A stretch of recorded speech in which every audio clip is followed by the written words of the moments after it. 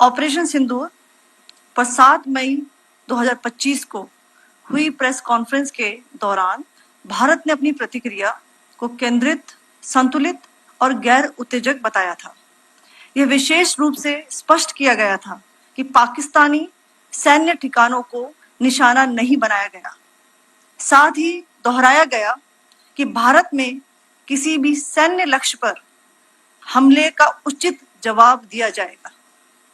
7 से 8 मई 2025 की रात को पाकिस्तान ने उत्तरी और पश्चिमी भारत में स्थित कई सैन्य ठिकानों को, जैसे कि अवंतीपुरा, श्रीनगर, जम्मू, पठानकोट, अमृतसर, कपूरथला, जालंधर, लुधियाना, आदमपुर, भटिंडा, चंडीगढ़, नाल, फलौदी, उत्तरलाई और भुज पर ड्रोन और मिसाइलों से हमला करने का प्रयास किया। इन हमलों को इंटीग्रेटेड काउंटर यूएस ग्रिड और वायु रक्षा प्रणालियों द्वारा निष्क्रिय कर दिया गया।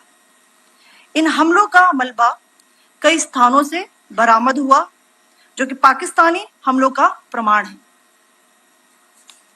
On the night of 7th May 2025, Pakistan attempted to engage a number of military targets in northern and western India using drones and missiles. These places included Avantipura, Srinagar, Jammu, Pathankot, Amritsar, Kapurthala, Nal, Jalandhar, Ludhiana, Adampur, Bhatinda, Chandigarh, Falodi, Uttarlai and Bhuj. These were neutralized by the integrated counter unmanned aerial system and other air defense systems. The debris of these attacks is now being recovered from a number of locations that prove the Pakistani attacks. आज सुबह भारतीय सशस्त्र बलों ने पाकिस्तान के कई स्थानों पर वायु रक्षा रडार और प्रणालियों को निशाना बनाया। भारत की प्रतिक्रिया समान क्षेत्र में समान तीव्रता के साथ की गई।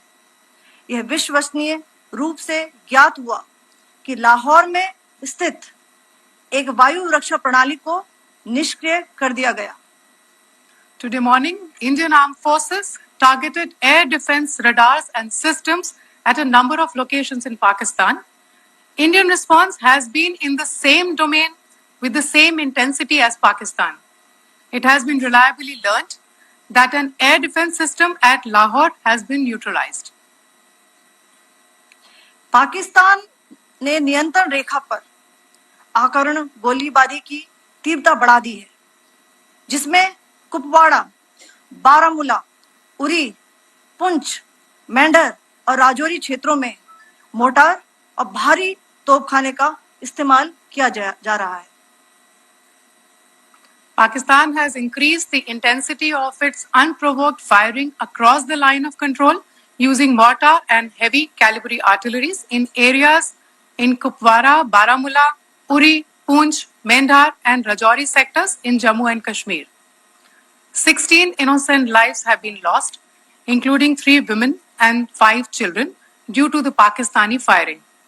Here too, India was compelled to respond to bring mortar and artillery fire from Pakistan to a halt.